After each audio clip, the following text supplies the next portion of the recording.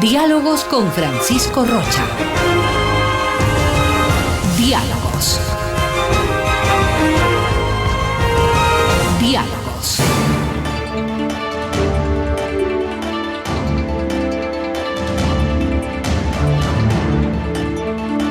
Buenas tardes, estamos ya encontrándonos en Diálogos. Está con nosotros el economista Jaime Carrera, desde el director del Observatorio de Política Fiscal. Gracias, Jaime, por acompañarnos. Aquí hay dos cosas. En principio habíamos planteado el tema de hacer un análisis de la economía, cómo estamos saliendo a este medio año, si es que esto de tener una calificación menor, lo que suelen decir los economistas, un crecimiento negativo, o sea, un decrecimiento, una pérdida del poder económico del país. Pero yo quisiera comenzar antes de todo este análisis. ¿Cómo encaja esto a que el Ecuador logra colocar bonos por $1.000 millones al 10.75%, 5 años plazo? Yo preguntaba esta mañana, ¿no es esta una forma de un reconocimiento a la seguridad del país, al manejo de la economía? ¿O qué les pasa a los inversionistas que le dan $1.000 millones al Ecuador diciéndoles, sí, aquí está, con una tasa del 10.75%, ¿no? ¿Cómo percibe Jaime Carrera este crédito? Bienvenido, buenas tardes. Bueno, gracias a la invitación, Francisco. La colocación en sí misma a esa tasa de interés lo que hace es decirle al mundo lo débil que es en su economía y en su fisco. Es una transmisión, es una suerte de desnudar ante el mundo la fragilidad económica del Ecuador. Y es doloroso realmente para el país que un país salga a colocar bonos a casi el 11% de interés, con una calificación de la deuda externa que es B, que en el argot del mundo financiero significa colocar bonos basura o bonos chatarra. Y el mensaje que se le transmite al mundo es absolutamente doloroso, ¿no? Mira tú que países con esa calificación de deuda, como Ghana, un país africano, colocó, incluso con esa calificación, colocó bonos al 9,75%, pero hasta el 2030. Pero hasta el 2030, ¿sí? A plazo más largo. Luego también Camerún colocó bonos con una tasa inferior incluso al 9,5%, bonos hasta el 2025. Y Zambia colocó bonos al 8%, al 8% con esa calificación de deuda y con vencimiento de los bonos al 2027. Primero, tú entenderás que causa escozor que nos comparemos con Camerún. Claro, con solo Ghana, con la parte del África más pobre. Más además. pobre, exactamente. Y que en el mundo esta tasa sea la mayor tasa. Un país, ubiquémonos responsablemente en la conducción del Estado. Si nosotros fuéramos que condujéramos el Estado, si tuviéramos una conducción responsable de la administración del Estado y las finanzas públicas, un país jamás saldría a los mercados a colocar bonos al 10,75%. Un país responsable sale a los mercados cuando tiene un riesgo bajo y puede colocar bonos como lo ha hecho Colombia, Perú, Chile, a tasas del Jaime, 3, pero 4%. eso es para financiar el progreso, la inversión, pero no para el presupuesto. Y parece que es para la ejecución presupuestaria. Es que los países, tomemos el caso de Chile, ¿no? Chile tiene un riesgo país de alrededor de 2.2%. El riesgo país del Ecuador es casi 9%, es decir, un exceso de pago de intereses del 9% sobre los bonos del Tesoro americano. Pero ¿por qué sale Chile a colocar bonos? Porque esto tiene, y en el Ecuador no se ha dicho todavía, ojalá se diga, pero hoy al menos lo vamos a decir. Cuando un país tiene un riesgo bajo, como Chile o como Colombia y Perú, y sale a los mercados, ¿no? Primero no es para financiar el déficit, sino para reperfilar su deuda y tener condiciones mejores. Pero el efecto fundamental de que un país salga a los mercados con riesgo bajo es el efecto de demostración para el sector privado. Ya. Si tú eres un empresario Le da una privado garantía adicional. y un referente adicional, si tú tienes una empresa o alguien en el Ecuador tiene una empresa y requiere invertir y financiar sus actividades empresariales y sale a los mercados, ¿no? El referente es la tasa de riesgo país y cómo coloca el Ecuador los bonos. Si coloca un país bonos en el mercado al 3%, una empresa puede fondearse o conseguir recursos para invertir en el país. Por lo menos igual, si no menor. Exactamente. Yeah. Entonces, el efecto de demostración del riesgo país y de la confianza es realmente grande y es oneroso cuando se coloca estas tasas y es beneficioso cuando las tasas son menores y el riesgo país es menor. ¿Y cuál es el impacto en una economía? Y más en el Ecuador. El Ecuador necesita dólares. Esta es una economía dolarizada.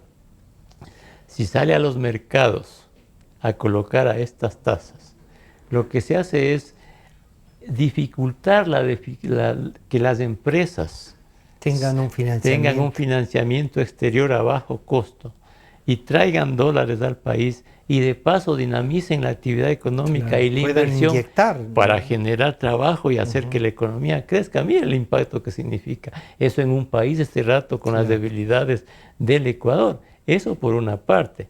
Por una parte se niega o se dificulta la entrada de dólares y por otra, con este costo de estas tasas de interés hacen que los dólares salgan del país, porque imagínate tú pagar el 10,75% en 1.000 millones, son 108 millones de dólares. Anuales por 5 años. Que salen, son 500 millones. 538 Pero millones de dólares. Además mira los costos financieros y los costos sociales. En el 2014 se colocaron 2.000 millones hasta el 2024. Al 8% de interés. 8 puntos y algo. ¿No? 2015, 1.500 millones al 10,5% de interés. En dos partes de 750. En dos partes, pero fue al 10,5 las dos. Y ahora los 1.000 millones al 10,75. Si uno suma el pago anual de estos intereses, ¿sí? Son alrededor de 400 millones de dólares. Anuales que hay que pagar solo de intereses. Solo de intereses, capital. Sin capital. Sin capital. Porque el capital es al vencimiento además.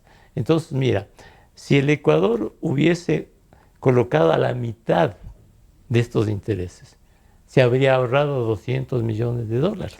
¿No? 200 millones de dólares. ¿Sabes cuánto? Que incluso hay dificultades este rato en el país en financiar el gasto social. Según datos del gobierno, para el desayuno escolar se emplean alrededor de 100 millones de dólares.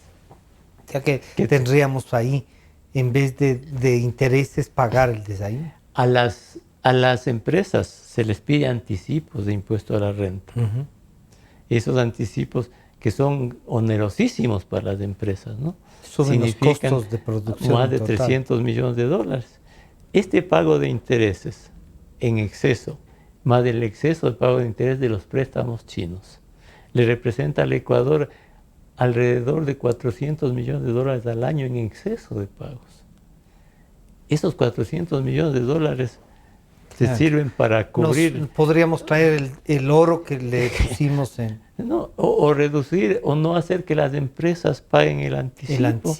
Y además es contradictorio, porque por una parte significa salida de esta inmensa cantidad de dólares de la economía y por otra parte le decimos al país, le grabamos con salvaguardias para que no salgan dólares de la economía. Entonces todo es un mar de contradicciones económicas, de costos sociales. Pero nos enteramos también el 24 que en cambio a Guayaquil, al municipio de Guayaquil le prestaron con una tasa mucho menor a 20 años plazo ¿Cómo diferenciar esto?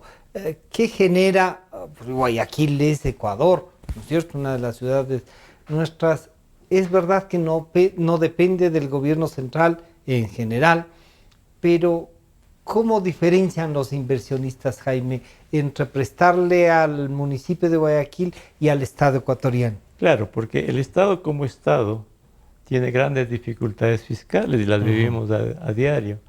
La economía decrece, es un país que no genera confianza, que tiene una serie de dificultades, de incertidumbres, que es el precio de no haber llevado bien la economía en los últimos años, porque aunque nos desviemos un poco, aquí se habla de que si es crisis o no es crisis, que se ha hecho gasto social.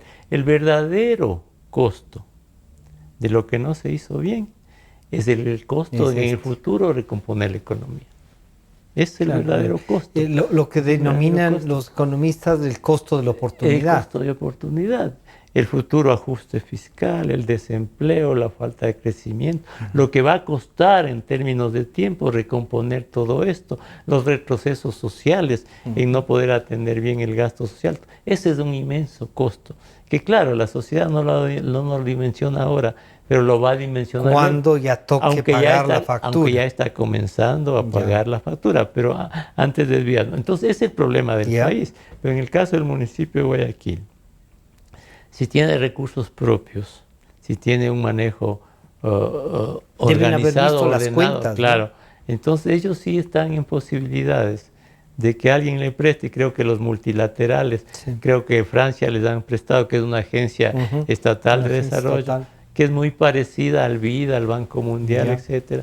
Entonces, si ven que esta economía local está bien manejada, ¿sí? Evidentemente se comprometen con esa localidad. Con esa localidad. Pero aquí hay incluso que hay que hacer una diferenciación. Este es un organismo de desarrollo, creo que es la Agencia Francesa de Desarrollo, ¿verdad? Que es muy parecida al resto de organismos multilaterales. Pero si un municipio, aunque esté bien manejado, como el de Guayaquil, claro, forma parte del país, y saliera a colocar bonos, que no le sirve. No podría hacerlo. Este es un crédito directo, no es comprarle bonos, sino aquí va un crédito, ahí hay una diferencia. Entonces, el fondo del asunto, Francisco, en todo esto, y es lo doloroso para el país, es de que la generalidad de países de América Latina, Colombia, Perú, Uruguay, Chile, Costa Rica, México, etcétera, han llevado una trayectoria económica en los últimos años que les ha permitido adquirir lo que se llama grado de inversión. La calificación de la deuda externa en moneda extranjera de estos países es de AA, AAA, 3B, es decir, grado de inversión. Y han hecho todos lo que hay que hacer, no en el corto plazo, sino en el mediano y largo plazo. O sea, viendo el futuro también. Para bajar los riesgos y poder acceder a los mercados, y no solo eso, sino atraer inversiones extranjeras directas y nacionales para que sus economías funcionen bien. Entonces, lo lamentable en el país es, y este es el costo de no haber hecho bien las cosas, ¿no? En estos países ya no se discute que hay que manejar bien las cuentas públicas. Ya no se discute que hay que mantener estabilidad macroeconómica. Eso es como un poco, ya hay un consenso en que eso ya pasó a formar parte del ADN de las sociedades, de su forma de ser. Y el ejemplo más práctico es el del Perú este rato, ¿no? Ya Perú. Primero, Perú tiene ya 20 años, 4 periodos democráticos de transición democrática sin estar pensando en reelecciones ni en emperenizarse en el poder. Cambios democráticos. Primero, esa es una gran diferencia. Y se han vuelto a presentar los otros que ya fueron presidentes. Y les dijeron no.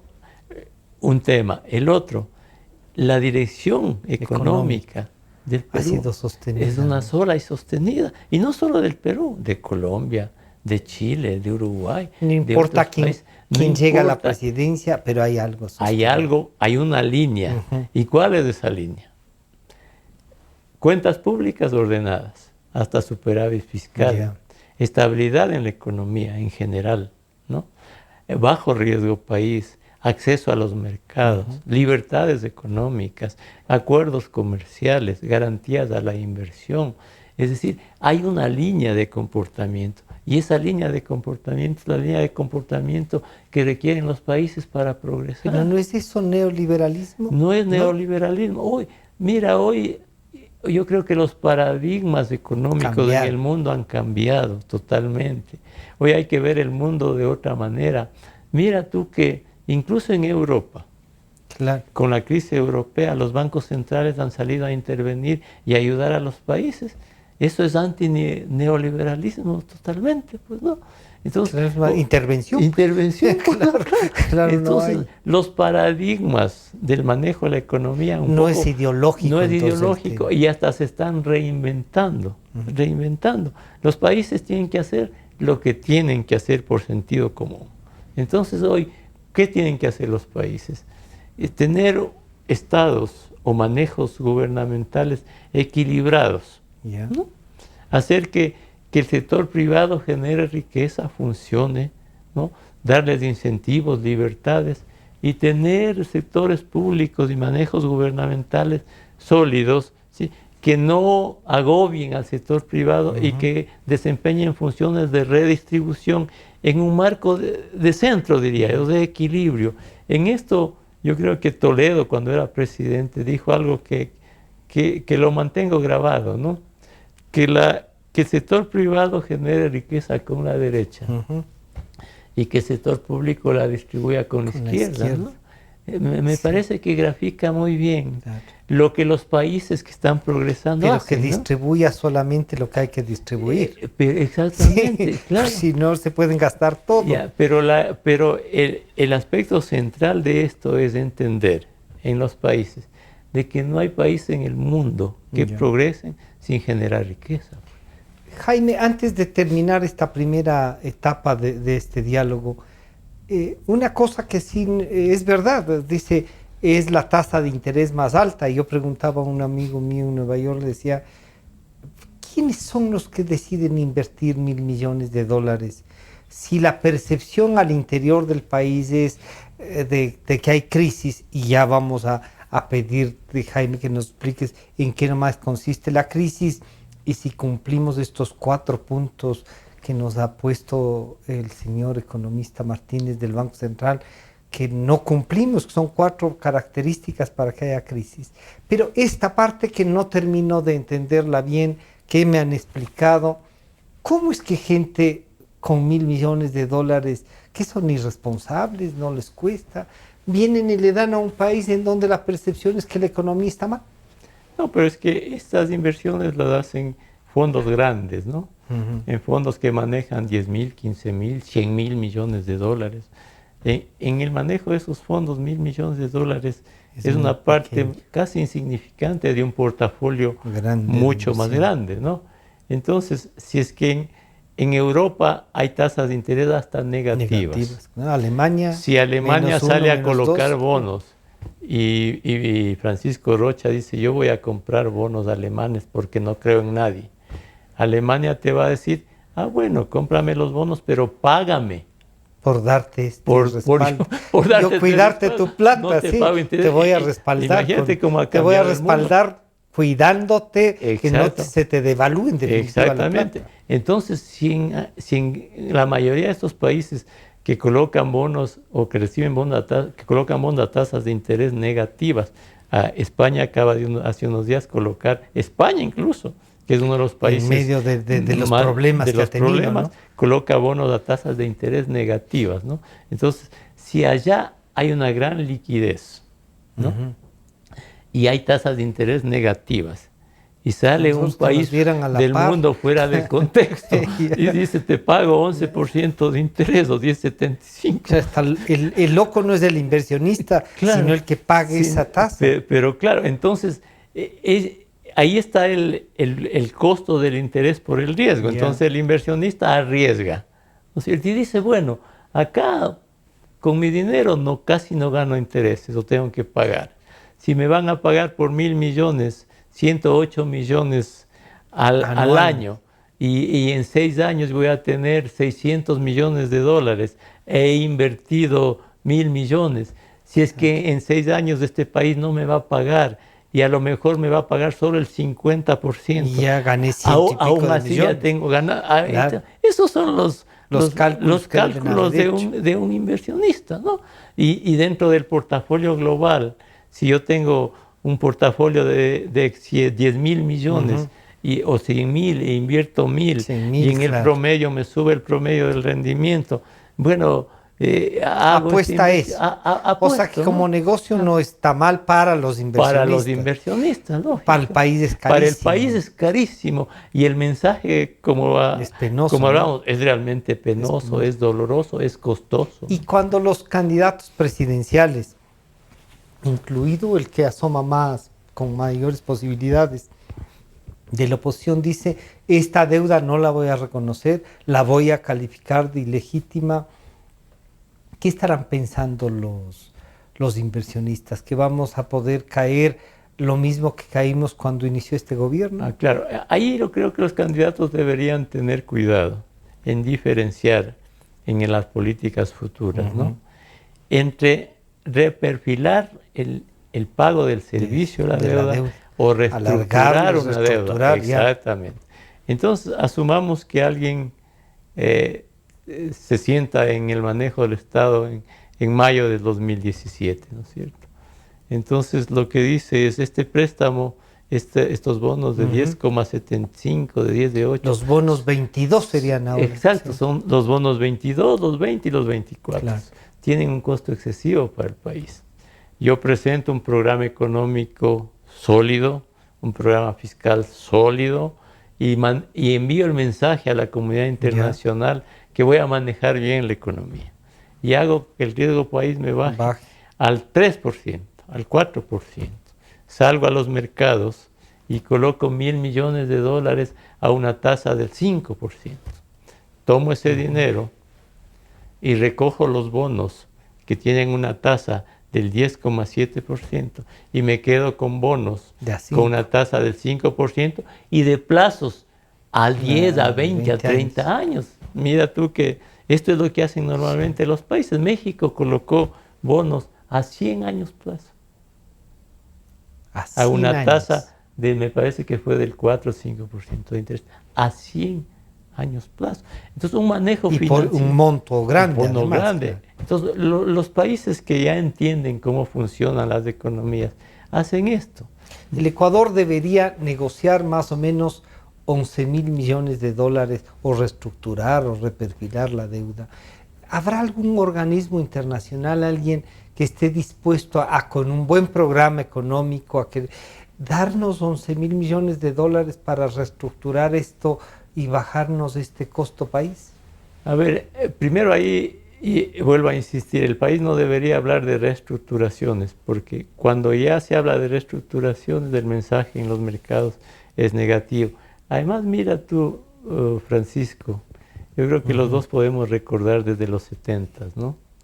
Primero un petrolero, gasto y deuda, después es muy parecido, ¿no? Muy parecido, y 80s y 90s desajustes y pagos, y luego otro boom y luego deudas, ¿no es cierto? Entonces el país tiene una historia negativa de no haber hecho bien las cosas, y es uno de los pocos países en el mundo que tiene una historia negativa de no pagos de deudas, de reestructuraciones a lo largo del tiempo. No recordemos las décadas pasadas. Entonces, en el futuro, una de las cosas que hay que cambiar es esta: enviar a los mercados los mensajes señales correctos de que se va a llevar bien la economía y que no se van a reestructurar deudas. Lo que se va a hacer es acceder a los mercados para reperfilar los plazos y los costos de las deudas, ¿no? Es una reingeniería financiera de los recursos que tiene el Ecuador. Que es normal, además, que va a llevar tiempo. Es decir, digamos que en 4 años de gobierno se baja el riesgo, habrá un año en que puedes colocar bonos y recoges los bonos, otro año harás lo propio y así irás haciendo una ingeniería financiera de todo esto, ¿no? Mira tú que Argentina recién con Macri, ¿qué es lo que tuvo que hacer? Claro. Acceder a los mercados para pagar estos bonos. Estos bonos buitres. Estos bonos buitres, exacto, los pagó todos, accediendo a los mercados, ¿no? Entonces, y cumplió con ese pago. Y cumplió con ese Pero, pago. ¿y esto qué nos pasó con los que dieron cuenta y nacieron los pativideos? ¿No es cierto? Es esto de no vamos a pagar y después terminamos comprando una deuda al 35 cuando estaba al 27 en los mercados, pero la terminamos comprando y pagando. Claro, esas son las contradicciones, los mensajes negativos. Ese no pago o esa sí reestructuración de esa deuda tuvo consecuencias absolutamente costosas para el país y muy costosas. ¿No es verdad que nos ahorramos plata ahí? No nos ahorramos. Esa viveza criolla no nos ahorramos porque hoy estamos pagando tasas altas y no solo eso. Si en ese momento, que además el país tenía posibilidad de servir la deuda. Sí, tanto que compró. Sí, se tenía una visión diferente. Se ganó el 7 puntos. Tenía una visión diferente de la economía del país y bajaba el riesgo país. Y le decía al mundo, yo manejo la economía de manera diferente. ¿Sí? El Ecuador tenía bajo riesgo, accedía a los mercados con menores costos y atraía inversión extranjera directa y se movía la economía y teníamos un país diferente, un país con inversiones abundantes, con perspectivas de crecimiento altas, de tasas de 6, 7%, con generación de trabajo, con otro cambio en la visión económica del país. Mira que ese es realmente el costo de hacer este tipo de operaciones. Estamos hablando con Jaime Carrera, el director del Observatorio de Política Fiscal. En un minuto estamos de regreso. Agradecerles a nuestros radioescuchas, pero también a los que nos están siguiendo en Nueva York, en George Washington y en la Universidad de El Salvador en Buenos Aires. Enseguida volvemos. En un momento regresamos con Diálogos por Democracia M y Democracia TV. Democracia. Sobre la emergencia de gas y energía que se está viviendo en la costa Caribe. Democracia. Rusia retoma críticas por retenidos en base naval de Estados Unidos. Democracia. Formulé el primer pedido histórico de perdón a las víctimas de las graves violaciones de los derechos humanos. Democracia. Solo noticias. Sentimos lo que la gente siente, amor, desamor, alegrías inmensas. Decimos lo que la gente quiere, pasión, discusión, democráticamente. Democracia, la radio de la gente. Democráticamente, la radio de la gente. Democracia, la radio de la gente. Democracia. Desde el Distrito Metropolitano de Quito, Cadena Democracia, la radio de la gente.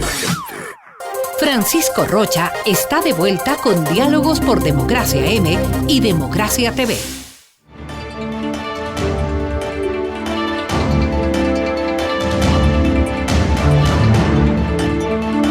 Estamos ya de regreso, con nosotros el economista Jaime Carrera del Observatorio de Política Fiscal. Jaime, visto ya el tema que no hay que decir no les vamos a pagar ni nada, sino que hay que trabajar mejor la economía y ver cómo estos 1.000 millones que el economista Fausto Ortiz nos decía en la mañana van a servir para que pague este mes los sueldos, que son 750 millones. Y no sé qué nos vaya a pasar el próximo mes, no sé si podremos poner 1.000 millones más, o capaz que los 13.000 millones que están pensando en lo de la refinería, que el señor vicepresidente ve que existe allá, nos den, no sé, pues para llegar hasta mayo del 2017, pero el estado de la economía, en estas circunstancias, con todos estos costos que ya ha explicado, ¿cómo encontramos para terminar este año con estos déficits? ¿Por qué el crecimiento del desempleo? ¿Por qué no encontramos esto que el señor presidente dice, las inversiones están hechas, la infraestructura está hecha? ¿Por qué no vemos como ve este régimen que la economía no está en crisis? Bueno, la mirada del régimen es la mirada de sus intereses, ¿no? el régimen cree que las cosas desde su óptica están bien porque estos años se ha vendido una ficción de país, ¿no? Pero más allá de estas discusiones de que hay estas condiciones para que sea crisis o no sea crisis. ¿Esas 4 condiciones existían antes teóricamente o son un aporte de la economía nacional? Mira, es esta suerte de invenciones para justificar algo, ¿no? Pero la única verdad es la realidad. Hay decrecimiento de la economía sin ninguna duda. Sí, no. ¿Y cómo se comprueba que la economía decrece y que la gente tiene dificultades para salir a fin de mes y que hoy está sintiendo los problemas económicos y fiscales y los inadecuados manejos? Si uno sale aquí en Quito a recorrer la ciudad, tú puedes mirar en los edificios, se arrienda, se venda departamento. Eso antes es un símbolo. No había. No existía. Hace 2 años nomás. La construcción está paralizada. Ofrecen descuentos para Es comprar. difícil vender. Las empleadas domésticas no tienen trabajo. Por allí hay agencias de colocación de empleadas domésticas que están cerrando. Los restaurantes, uno se llega y tienen dificultades para vender. A los meseros se los despide porque ya no se les puede dar trabajo. Las distribuidoras de autos han despedido personal porque los carros ya no se venden, ¿no? Las ensambladoras ya ensamblan menos vehículos. Y algunas han cerrado. Algunas han cerrado. Cerraron por lo menos una de las plantas, ¿no? Los comercios venden menos, desplazan trabajadores porque electrodomésticos se venden menos, porque cosas importadas ya son más costosas. Es decir, hay un ambiente general de depresión de la economía y eso, y allí no necesitas 4 o 5 razones para justificar eso. Ese es un problema. El otro, los costos. A la gente ya cada vez no le alcanza el dinero para... Y es un país realmente caro. Si alguien tiene la suerte de en un mes ganar un sueldo de $400, $500, asumamos el papel de esa persona, ¿no? Claro. ¿Qué puede hacer con eso? ¿Qué puede hacer con $500? Claro. Tiene que pagar arriendo de su casa, a lo mejor, la alimentación, la educación, alguna otra cosa de salud, todo eso. Con $500, salgan al mercado y van a ver que los precios en dólares cada vez son mayores, ¿no? Son mayores. Los precios en dólares de acá han hecho poco competitivo al país. Por otro lado, las empresas que estaban en el periodo de bonanza, las empresas tuvieron utilidades sin ninguna duda, ¿no? Pero hay como 9 grupos, perdón la interrupción, Jaime, como 9 grupos económicos en el país que han acompañado a este régimen los 9 años, que han sido beneficiarios tremendos, que se han convertido casi en oligopolios, ¿no? Incluso esos grupos, y no voy a mencionar el nombre de un distribuidor de súper por aquí de cosas. Salió un artículo en El País de España sobre este conglomerado, en el que se dice que las ventas le han bajado de manera tremenda, que tienen que ajustar sus propias costos, tiendas y sus trabajadores. Tiendas y sus trabajadores. Entonces decía que las empresas tuvieron utilidades en este periodo y los costos laborales y otros costos le subieron, pero pudieron con las utilidades cubrir costos. Pero ¿qué pasa con las empresas? Hoy tienen menos utilidades y altos costos. Y siguen los costos al mismo nivel. Lo que no se reduce con la oferta y la demanda, digamos. Entonces, ¿qué tienes que hacer de empresario allí? Reducir o quebrar. Claro, cerrar. Y en el futuro, y esta es otra de las herencias de una mala administración de la bonanza. ¿Qué tiene que hacer un empresario en el futuro? A lo mejor congelar los sueldos de los trabajadores y trabajar mucho en productividad. Claro. Entonces aquí, si tienes una economía en la que los dólares ya son escasos y son menores en la economía porque la economía se contrajo, todos los empresarios van a tener que emprender en una lucha feroz por ganar mercado de los pocos dólares. Claro. Para ver cómo consigo, para ver quién cual tendrá que bajarse costos. Entonces hay que bajar costos y mejorar productividad. Claro. Pero esta es una tarea... También requiere de inversión. De inversión y de largo plazo. Claro. Asimilar tecnologías, inversiones, recomponer la actividad empresarial. Es una tarea que no es fácil. Jaime, y en este camino, claro, si alguien propone una reducción salarial, sería, perdón, terrible, pero parecería que el costo del manejo del Estado es también insostenible. Claro. Pero han sido muy generosos en estos 10 años en el crecimiento de eso.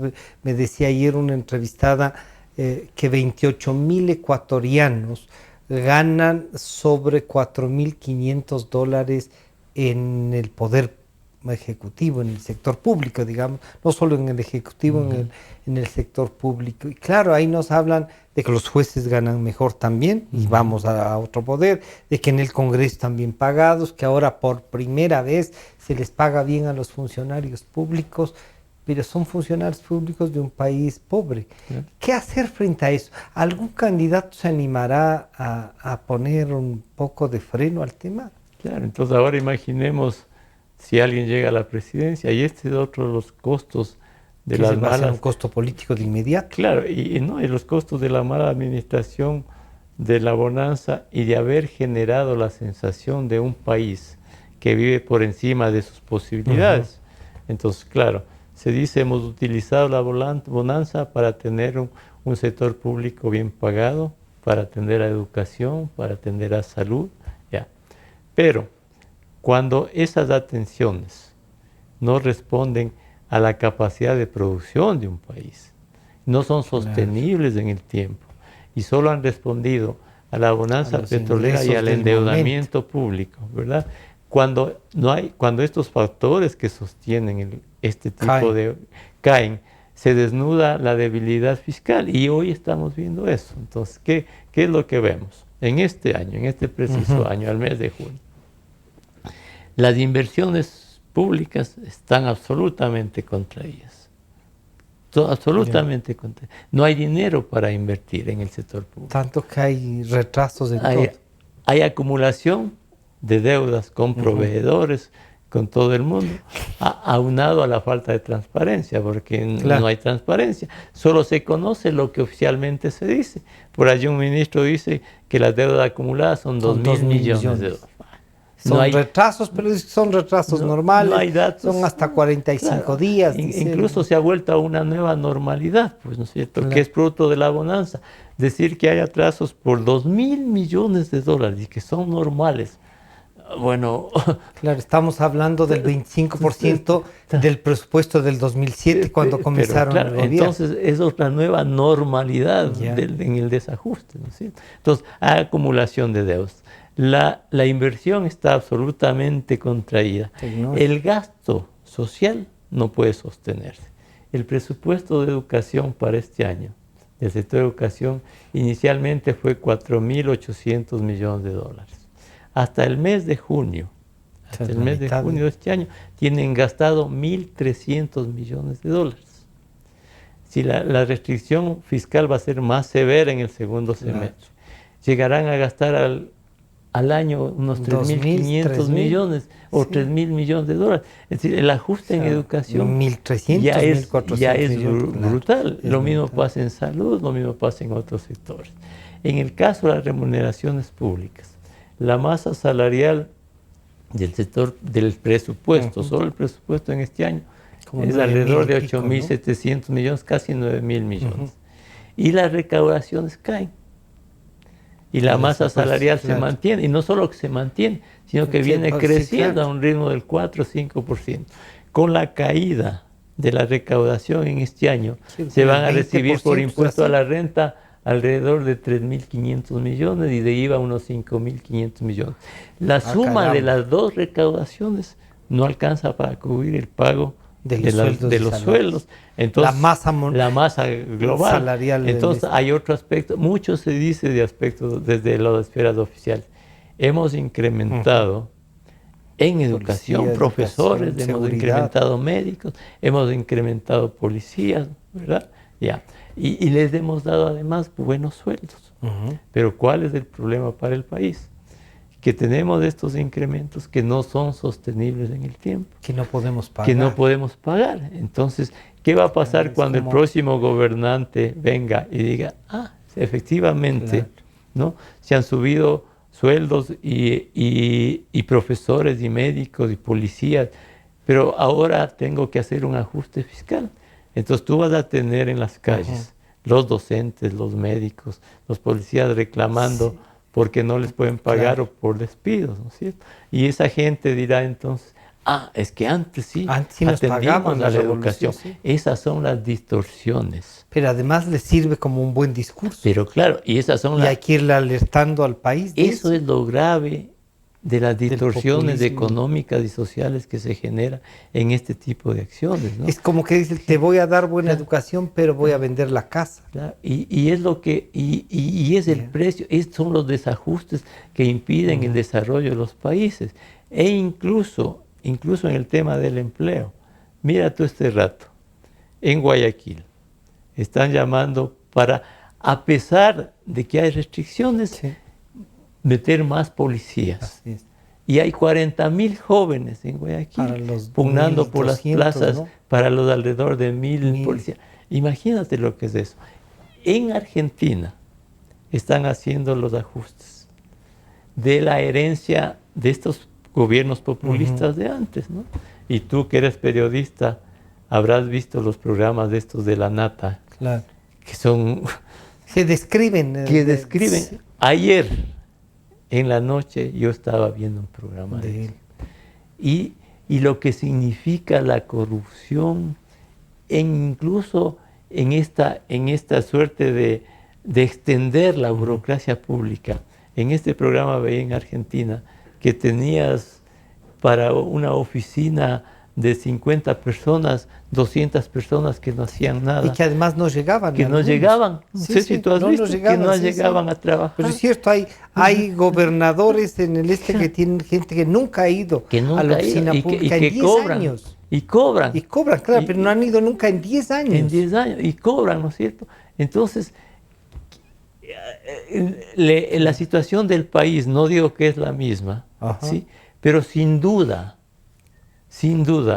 que este sector público se ha ampliado de manera inadecuada, ¿no? Ahí en el tema, por ejemplo, de la policía. Teníamos antes una policía nacional que además cubría el tránsito. Solo en el tránsito que se les ha entregado a los municipios en algunos de los casos, se han incrementado, por ejemplo, aquí en Quito, más de 2.300. Y los policías que cubrían además de eso, que hacían ese trabajo, no sabemos dónde están, son para la seguridad. O sea, solo hay un incremento. Entonces, evidentemente que estos regímenes, que son poco responsables, que son populistas, que utilizan las bonanzas para crear estados grandes y que le venden a los países, unos países de ficción, países irreales, que no responden a sus capacidades productivas. Cuando ya no pueden sostenerse, son los que ocasionan grandes crisis y retrocesos en el desarrollo, porque eso es lo más grave. Los países retroceden y tienen que volver a comenzar a reestructurar sus economías, y las sociedades comparan lo que antes era y lo que el ajuste que tienen, y luego añoran los populismos, porque no se ha creado una cultura de responsabilidad en las sociedades, que sí lo han hecho otros países, lo que hablábamos antes, ¿no es cierto? Entonces ahí vienen los costos, y lo más grave de todo viene la ingobernabilidad de los países. Por reacción a la gente. Por reacción de la gente, de las sociedades. Entonces, pero los que toman el ajuste, Jaime, más o menos componen, y la sociedad vuelve a elegir a estos para que se gasten. Exactamente. Esto es correcto. Entonces, lo que tiene que emprender, lo que recién debe comenzar en el futuro, en el 2017, el Ecuador, es tratar de hacer que la sociedad tenga también responsabilidad, entienda que tenga sus responsabilidades y asimile, al que gobierna. y asimile como propio la necesidad de tener manejos económicos responsables, manejos fiscales responsables, y asume en un consenso social la necesidad de, en un inicio, y ajustar la economía y tener una dirección responsable de la economía, y asuma que el progreso de la sociedad no es producto del petróleo, de la deuda y de los populismos, sino de la capacidad de producción de los países. Pero esto es un cambio de cultura económica del país, habría que, claro, y de la mentalidad social, económica y social y política del Ecuador. Entonces, la gran tarea que se va a enfrentar en el 2017, y ese es el costo. Y es al que hay que pedirles también que nos expliquen a los que van a ser candidatos. Lo primero que habría que hacer, a mi juicio, quien asume el poder y ya los candidatos, y decirle al país: miren, este es el país, claro, este es el país, y estos van a ser los costos de lo que recibimos, para que en las entrañas de la sociedad se entienda que los populismos no son buenos, que hay que cambiar, y que los esfuerzos para cambiar van a ser grandes, y que se van a necesitar muchos años para progresar en una dirección de esfuerzo de toda la sociedad, y que hay que cuidar que en el futuro, ¿no?, los costos del ajuste y de recomponer la economía no hagan añorar la vuelta de los populistas, y el país entre en una dinámica otra vez de vueltas al populismo, de cambios, de retrocesos. Recordemos, Francisco, que después del boom de los 70 tuvimos 20 años de ajustes constantes, permanentes, hasta y que de llegó la retrocesos, dolarización. hasta que llegó la dolarización. Y hoy, luego de este boom petrolero, si el país no entiende que hay que cambiar las cosas y hay que pensar de manera diferente en el Ecuador, vamos a tener otros 20 años de retrocesos, ¿no? Pero cuando uno le escucha al presidente, a sus ministros, dice: tenemos carreteras, tenemos hidroeléctricas, y ya también tiene que ponerse, como dirían, ponerse las pilas la empresa privada y usar esta infraestructura para producir más y mejor. Pero claro, las hidroeléctricas de las que nos hablan, está el 50% de una, la otra tiene otros problemas. Y dice: pero ya no estamos importando, estamos vendiendo electricidad. Y claro, y uno dice: ¿y las termoeléctricas no eran para que dejen de funcionar por las hidroeléctricas? ¿No será que estamos vendiendo de las termoeléctricas que son carísimas y ahí hay un subsidio? ¿Cómo empata todo este discurso, Jaime, con una posición económica más austera, seria, y que nos invite a vivir el país que somos? Un país que no es que sea rico, siempre se habla de la riqueza del país, ¿no? Modesto más bien. ¿Cómo empatamos el discurso con algo viable? Bueno, primero el discurso oficial este rato es de venderle al país una buena gestión sobre que no la está sintiendo el Ecuador en este momento. Es el típico discurso de este tipo de gobiernos populistas, generosos, que tratan de vender al país otras realidades y de salir como héroes de una gestión. Y esto lo estamos viendo increíblemente en Venezuela, ¿no? En Venezuela, una pobreza absoluta, pero con una gran porción de los venezolanos defendiéndoles. Y con un presidente que dice que allí no hay escasez de alimentos y que ese es un país de jauja, ¿no? Entonces uno mira eso y dice que hay y lo que deduce es que hay una suerte de distorsión patológica en la mentalidad del gobernante y de quienes están allí, porque no se puede... 120,000 venezolanos cruzando un puente a comprar y a decir que no hay escasez. Un país destruido totalmente, y decir que o decir en los foros internacionales que ese país produce para dar alimentos a varios países, que allí todo el mundo está bien. Entonces ese es un tema ya profundo de conducción de estos países y lo mismo ocurre en otros de similar concepción del manejo de los estados, ¿no? Ahora ese cambio es el que hay que profundizar, pero hay que proponerle una alternativa. Claro, ¿no? entonces ese es otro tema que en el país se dice mucho. La oposición no tiene una alternativa o no presenta, pero es que al Ecuador en el manejo del progreso de los países no hay que inventar. O sea, se sabe lo que hay que hacer. Claro, las alternativas y lo que hay que hacer se conoce y se lo dice a diario, como en un hogar. El análisis, entonces. Manejar bien las cuentas públicas. Un hogar no progresa con desorden en el manejo de su salario, ¿no? Luego, hacer crecer la economía. Un hogar que gana $500 al mes no puede vivir así toda la vida. Claro. Entonces tiene que tratar de ganar 1.000, 2.000, 3.000, 4.000. Ojalá todos, incluso para hacer un fondo. Claro, ojalá todos fuésemos millonarios. Ojalá ¿no? lleguemos a ser subsecretarios. Pues claro, sí. Pero claro. Entonces, mira, manejar bien las cuentas públicas pues es algo que hay que hacer, ¿no? Que eso se desacredita en el próximo gobierno porque tiene que hacer ajustes fiscales. Claro. Entonces, los gobernantes deberían decirle al país, miren, yo tengo que hacer ajustes fiscales como requisito previo para volver a progresar en el futuro, ¿no? Y la gente no debe estar diciéndole al candidato, ¿qué me vas a dar en el próximo gobierno? Sí, sí. Ni si va a subir salarios. Pero claro, todo eso lo que más bien la gente debe con conciencia medir. Y la gente debe medir y decir, ¿cómo es que nos despilfarramos del boom petrolero para que después este pobre señor que viene tenga que pedirme a mí sacrificio? Porque no es de mala persona. Porque no es la mala, lógico, pues no. Más bien lo que debería pesarse en el país es decir, ¿por qué no se hizo bien las cosas? Para que en el futuro no haya el ajuste y yo tenga que progresar. O en la economía doméstica, Francisco. Si tú que eres una persona de clase media, ¿no es cierto? Sales de aquí de la radio y ves que te has ganado la lotería, ¿cierto? Con tu racionalidad no vas a ir y a comprarte un Mercedes-Benz, un Porsche, esto no. Lo que vas a decir es, ¿cómo me sirve para garantizar el futuro? Para en el futuro yo mantener un nivel de vida adecuado con este dinero, ¿no? Y cuando se me acabe este dinero, yo no volver a la realidad que tenía antes, sino poder mantener un futuro viable. Lógico, ¿no? Porque si tú...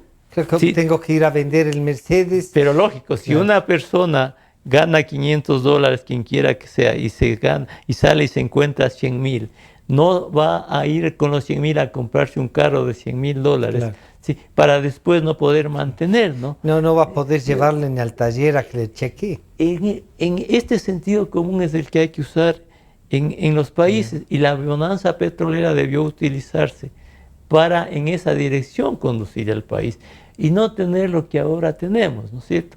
Que decimos, no tenemos dinero, pero tenemos que ahora vender las hidroeléctricas, tenemos que venderlas, han quebrado. Tenemos que entregar el petróleo a las empresas no para tener utilidades para el Estado. Y ahí sí se rompió toda la soberanía y todo esto. Tenemos que vender las gasolineras, ¿no es cierto? Entonces, y por otro lado, sí, tenemos unos monstruos de edificios allí para que vaya la burocracia pública en el futuro con préstamos del Estado, ¿no? Sí. Recuerda tú que antes de la crisis del 99, cuando ya algo se preveía y se decía, bueno, acá los bancos están ganando dinero y todos se construyen edificios, ¿no es cierto? Y luego vino la crisis, ¿no es cierto? ¿Quién ahora tiene esos edificios públicos? Esos edificios de la banca. El Estado. ¿Cómo se llama? El fondo No, claro, y mira tú en el Amazonas. Mira tú en el Amazonas. ¿Quiénes son ahora los que usan esos el Estado, ¿no es cierto? Y producto de este boom y que ahora entramos en crisis. El fideicomiso, ahora, no más impunidad, llegó a ser dueño de todo eso. Ahora es el Estado dueño de los edificios. Y además, como monumento a la irracionalidad, tienes estas plataformas gubernamentales inmensas aquí en la Amazonas. No sabes para qué como se construyen, ¿no? Como un monumento a la irracionalidad del manejo. Pero es para darle dignidad al funcionario público. La verdadera dignidad del funcionario público debe estar en el servicio eficiente que le brinde al Estado y a la gente que le cubre sus salarios. Y este es un buen punto que tú tocas. ¿Por qué? Porque se ha dicho aquí que en épocas de bonanza hemos usado los recursos para educación, para salud, para seguridad, para la policía. Pero lo que no se ha terminado de entender es que incluso los recursos para la educación, más maestros, más policías, para la seguridad, para la justicia, deben estar en armonía con la producción nacional y con la capacidad de producir de un país. Casa, claro. O sea, no puedes brindar servicios para los que no tienes capacidad económica de sostener. El Ecuador no puede tener la educación y la salud de Finlandia. Porque si quieres la salud y educación de Finlandia, tienes que producir como Finlandia. El Ecuador produce $6,000 al año por persona. Finlandia más de 50,000. Claro. Entonces, hagamos todo un proceso de 30 años para tener un ingreso per cápita parecido al de Finlandia. Entonces, el Ecuador no puede tener servicios sociales del primer mundo con una economía de cuarto mundo.